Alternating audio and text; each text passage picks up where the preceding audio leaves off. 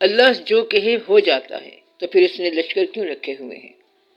اللہ تعالیٰ نے لشکر تو رکھا ہوا ہے، یعنی للہ جنود السماوات والارض، but he has no enemy, لیکن اس کا کوئی دشمن نہیں ہے جس کی خاطر اس نے لشکر رکھا ہوا ہے. He has no enemy to frighten him. تو ایسا دشمن کوئی نہیں ہے جس سے اللہ ڈرتا ہو اور جس کی خاطر اس نے فوجیں رکھی ہوں. میں نے آپ کو پہلے بھی بتایا ہے کہ اللہ کے پاس خزانے ہیں، لیکن اس کو ان خزانوں سے کوئی چیز خریدنے کی ضرورت ہی کوئی نہیں ہے. تمہیں خزانے چاہیے تاکہ تم مال خرید سکو. اللہ کو کوئی اور چیز خریدنے کی ضرورت کوئی نہیں ہے، کیونکہ جو خریدنے والی چیز ہے وہ بھی اس کے خزانے میں شریک ہے. تو اس لیے اس کو ان باتوں کی ضرورت کوئی نہیں ہے کہ اس کا کوئی دشمن ہوگا. دشمن تب ہو جب کوئی اور اللہ ہو، یعنی دو اللہ ہوں تو دشمن ہو سکتا ہے. دو اللہ تو ہے ہی نہیں، وہ تو ہے ہی ایک، لہٰذا ایک کا دشمن تو ہو نہیں سکتا. بلکہ یہاں تک فقراء کہتے ہیں کہ اس کا شریک ہو ہی نہیں سکتا. یہ تو تمہیں سمجھانے کے لیے اللہ نے فرمایا کہ شریک نہ بناؤ. شرک یہ نہیں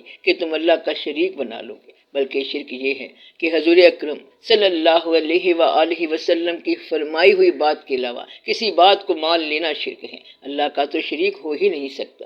شریک وہ ہے جو کنفیوژن پیدا کرے کہ یہ اللہ ہو سکتا ہے، وہ اللہ جو نظر نہ آئے اس کا شریک کون ہو سکتا ہے؟ یہ ناممکن ہے. ایسا اللہ جو اول بھی ہو اور آخر بھی ہو، اس کا شریک آپ نہیں بنا سکتے. ایک واقعہ لاہور میں ہوا تھا کہ ایک آدمی نے اپنے آپ کو خدا کہہ دیا تھا. لوگوں نے کہا کہ خدا کا خوف کر، سنا ہے کہ تو اپنے آپ کو خدا کہتا ہے. وہ کہتا تھا کہ میں خدا ہوں. اسے کہا گیا کہ اس خدا نے تو یہ آسمان بنایا ہے. تو وہ کہتا ہے کہ میں نے یہ آسمان بنایا ہے. کہتا ہے کہ تیرے پاس ثبوت کیا ہے کہ تو نے آسمان بنایا؟ کہتا ہے کہ اس نے کون سا ثبوت دیا؟ تم مانتے چلے آ رہے ہو اس کو کہ وہ خدا ہے، اور مجھے مانتا کوئی نہیں ہے، اس لیے میں بندہ ہوں. بس یہی بات ہے، کیونکہ آپ لوگ مانتے ہیں اس لیے خدا کا ثبوت کیا ہے کہ تم مانتے ہو. ورنہ ابلیس کے پاس خدا کے نہ ہونے کے بے شمار ثبوت ہیں. ایک دفعہ ایک درویش خدا کے ہونے کا ثبوت بیان کر رہا تھا. اس نے ثبوت دیا تو ابلیس نے اسے توڑ دیا. اس درویش نے کہا کہ اللہ رزق دیتا ہے. ابلیس نے کہا کہ پھر غریب کیوں ہے؟ اس نے کہا کہ اللہ زندگی دیتا ہے. ابلیس نے کہا کہ پھر مارتا کون ہے؟ تو وہ جو بات کرے ابلیس اس کے برعکس ایک بات لے آیا. درویش نے کہا کہ اللہ جو ہے وہ اول ہے. ابلیس نے کہا کہ پھر آخر کون ہے؟ اللہ صحت دینے والا ہے. تو ابلیس نے کہا کہ پھر بیماریاں کون دیتا ہے؟ تو ساری باتوں کو شکست ہو گئی. تب اس درویش کے پیر صاحب نے آواز دی کہ اب اس کو یہ لفظ کہہ دو. تو اس درویش نے شیطان سے کہا کہ دیکھو میں نے اللہ کو بغیر دلیل کے مانا ہے، اب کر لو جو کرنا ہے. شیطان نے کہا کہ یہ ہے تیرے گر کی بات، دلیل سے تو ثابت نہیں کر سکتا کہ اللہ ہے. تو اللہ کو ماننا ہے تو دلیل کے بغیر ہی ماننا ہے کہ اللہ ہے. تو ثبوت کیا ہے؟ تیرا ماننا ہی ثبوت ہے. ماننے والا کہتا ہے میں اس کو مانتا ہوں. اب تم میرے سے بات کر. اللہ سے اگر کوئی تیرا اختلاف ہے تو تم اپنے اللہ سے خود ہی بات کرو، اور اگر میرے اللہ کے خلاف تو نے بات کی تو تیرا گلا دبا دوں گا. جب کوئی شخص محفل میں اللہ کے خلاف بات کرے تو وہ دراصل اپنے اللہ کی بات نہیں کر رہا، بلکہ وہ تمہارے خلاف ہے، اور وہ تمہارے خلاف بات کر رہا ہے. ورنہ تو اس کا اپنا اللہ ہے، اور وہ خود جا کر تنہائی میں اپنے اللہ سے فیصلہ کرے. اس لیے محفل کے اندر اپنے اللہ کے خلاف اپنی موجودگی میں بات نہ ہونے دیا کرو. ماننے والے کے ساتھ نہ ماننے والے کا کیا ذکر ہے؟ اللہ تعالیٰ کا ثبوت کیا ہے؟ سب سے بڑا ثبوت یہ ہے کہ ہم اس کو سجدہ کرتے ہیں، اور یہ آخری ثبوت ہے. نہ ماننے والے سے کہو کہ عقل میں ہم تم سے زیادہ ہیں، طاقت میں بھی ہم تم سے زیادہ ہیں، اور اللہ کو ہم مانتے ہیں. تو یہ ثبوت ہو گیا. باقی ثبوت یہ ہے کہ ہم ایسی ذات پر ایمان لائے ہیں جس ذات کے بارے میں کافروں نے بھی کہا کہ آپ صلی اللہ علیہ وآلہ وسلم سچ بولتے ہیں. اس ذات نے کبھی سچ کے علاوہ نہیں بولا، اور انہوں نے فرمایا کہ اللہ ہے تو بس اللہ ہے. گویا کہ ایمان کی تائید کیا ہوگی؟ ایمان ہے اعتماد شخصیت پیغمبر صلی اللہ علیہ وآلہ وسلم. بس اگر شخصیت پیغمبر صلی اللہ علیہ وآلہ وسلم پر اعتماد ہے تو ایمان ہے، ورنہ ایمان کی اور کوئی بات نہیں ہے. ایمان یہ بھی ہے کہ اللہ پر ایمان لانا، فرشتوں پر ایمان لانا، یہ تو ٹھیک ہے. مگر ایک دفعہ حضور پاک صلی اللہ علیہ وآلہ وسلم نے صحابہ کرام رضی اللہ تعالیٰ عنہ اجمعین سے پوچھا کہ ایمان تم لوگوں نے سمجھ لیا؟ عرض کیا گیا کہ سمجھ لیا. آپ صلی اللہ علیہ وسلم نے پوچھا کہ کیا سمجھے ہو؟ انہوں نے کہا کہ اللہ پر ایمان لانا، فرشتوں پر ایمان لانا، لانا، کتابوں پر ایمان لانا، تو آپ صلی اللہ علیہ وسلم نے فرمایا کہ ہاں یہ ٹھیک ہے، ایمان کی یہ بھی تعریف ہوئی ہے۔ ایک آواز آئی کہ ہم تو ایک بات جانتے ہیں کہ ایمان یہ ہے کہ ایمان بھی آپ صلی اللہ علیہ وآلہ وسلم پر نثار ہے۔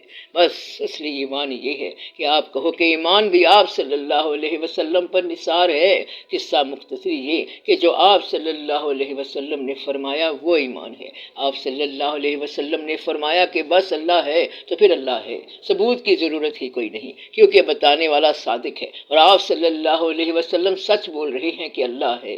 آگے ہمیں جانے کی ضرورت ہی کوئی نہیں ہے، کیونکہ آپ صلی اللہ علیہ وسلم نے فرمایا کہ اللہ ہے۔ پھر معراج شریف کا واقعہ ہوا تو پھر کافروں نے کہا کہ لو اب آپ کے دوست کیا کہہ رہے ہیں، آپ کے بزرگ، آپ کے پیغمبر صلی اللہ علیہ وآلہ وسلم کہہ رہے ہیں کہ وہ آسمانوں کی سیر کر آئے ہیں۔ تو ماننے والے نے کہا کہ اگر آپ صلی اللہ علیہ وسلم نے فرمایا ہے تو پھر ٹھیک ہے، ایسا ہی ہوگا، کوئی اور کہے تو پھر ہم تحقیق کریں گے، اور حضور اکرم صلی اللہ علیہ وسلم نے فرمایا ہے تو پھر بات سچ ہے، لہذا اس صداقت پر آپ کا اعتماد ہونا چاہیے۔ بس یہی اللہ ہے، اور اللہ کی کوئی فارم نہیں بنانی، شکل نہیں بنانی، شکل بنانے سے شکل نہیں بنے گی۔ اللہ نے پوری متضاد صفات رکھ دی ہیں تو یہ راز رکھ دیا، اس نے کہا میں رحیم ہوں، قہار بھی ہوں۔ اب آپ کدھر جاؤ گے کہ وہ ذات جو رحیم بھی ہے اور قہار بھی ہے، تو بات تو مشکل ہو جائے گی، یعنی کہ جبار بھی ہے اور منتقم بھی ہے۔ آپ اندازہ کرو کہ منتقم بھی ہے، مظلم عظیم بھی ہے، یعنی کہ ایسی بات بھی ہے کہ ذلت میں بھی گرا دیتا ہے، انتقام بھی لینے والا ہے، معزول بھی کرنے والا ہے، اور پھر توبہ والے کے قریب بھی ہے۔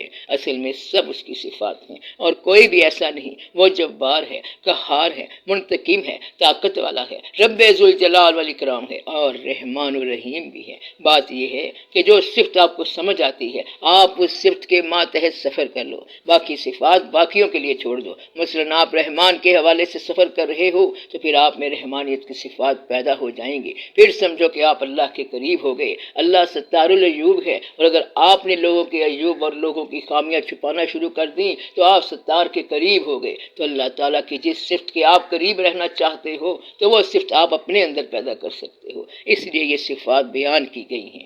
یعنی کہ اللہ کے حکم پر چلنے والا یا اٹھنے والا ہاتھ اللہ کا ہاتھ کہلاتا ہے۔ کیا کہا کہ اللہ کے حکم پر اٹھنے والا ہاتھ اللہ کا ہاتھ کہلاتا ہے۔ اللہ کے حکم پر حرکت کرنے والی زبان جو ہے وہ اللہ کی زبان کہلاتی ہے۔ اللہ کے حکم پر دیکھنے والی آنکھ جو ہے وہ اللہ کی آنکھ کہلاتی ہے۔ لوگوں نے ایک کہانی بتائی ہے، ایک آدمی اللہ کے حکم پر تھا، دریا کے کنارے وہ بیٹھا تھا، دریا کے دوسرے کنارے سے دوست نے اس کھانا بھیجا، دریا کے دوسرے کنارے سے دوست نے کھانا بھیجا کہ جاؤ اس کو دے آؤ۔ اس نے کھانا کھایا، کھانا کھا کر اس نے برتن واپس کر دیے تو اس نے کہا کہ اسے جا کر کہنا کہ وہ شخص جس نے زندگی بھر کھانا نہیں کھایا وہ تمہیں سلام کہہ رہا ہے۔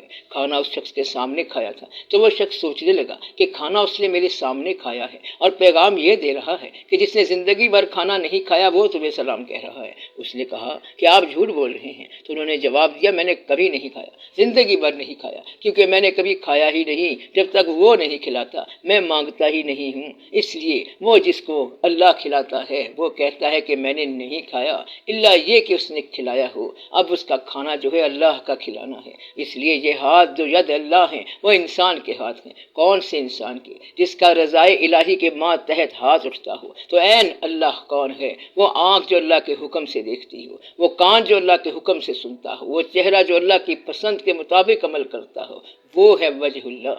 آپ بات سمجھ رہے ہیں؟ اس طرح محبوب کا لفظ ہے اور اسی طرح سارے لفظ ہیں، تو اللہ کے اذن کے مطابق چلنے والوں کو وہی نام دے دیا جاتا ہے جس نام کے ماتحت وہ چل رہے ہوں، جس محبت میں وہ چل رہے ہوں۔ چلتے چلتے دیکھنے والے آخرکار اس کا نام ہی بدل دیتے ہیں اور وہی نام رکھتے ہیں جو اس کے مدعا کا نام ہو، تو جو اس کے مدعا کا نام ہو وہی اس کا نام رکھ دیتے ہیں کہ یہی نام ہے۔ وہ اس کا مدعا دیکھ لیتے ہیں کہ یہ صحرا کا سفر کرتا ہے، یہ کدھر کو جا رہا ہے، تو وہ کہتا ہے کہ ادھر کو جا رہا ہے، کہتا ہے کہ ہاں بالکل ادھر کو جا رہا ہے، تو کہتا ہے پھر اس کا نام بھی وہی رکھ دو، پھر وہ بات ہو جاتی ہے۔ رانجھا رانجھا کر دی نی میں آپ پہ رانجھا ہوئی، یعنی کہ محبوب کے ساتھ نسبت کی صداقت سے محب کا نام محبوب ہی ہو جاتا ہے۔ آپ بات سمجھے کہ محبوب سے محبت کی صداقت کی استقامت کے دم سے محب کا نام محبوب ہی ہو جاتا ہے۔ تو اس کا نام وہی رکھ دیا کرتے ہیں۔ کہتا ہے کہ اصلی بات یہی ہوئی کہ پھر آپ وہی ہوئے نا۔ یہاں پر درویشوں نے کہا کہ میم کا فرق ہے، باقی ساری بات ایک ہی ہے۔ تو آپ صلی اللہ علیہ وسلم نے فرمایا کہ نہیں انا بشر مثلکم، تو بشر تو ہیں لیکن وہی کا فرق ہے، اس لیے بشر ہی کہو۔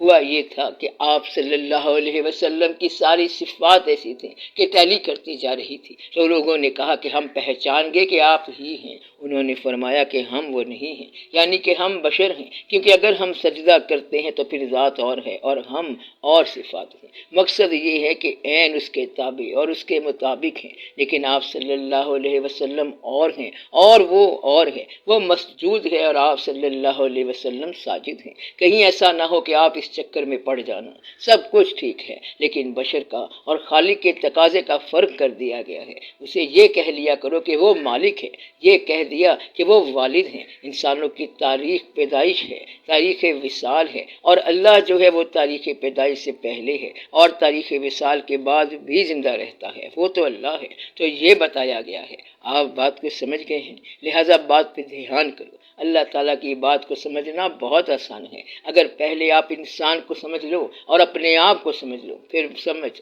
آ جائے گی۔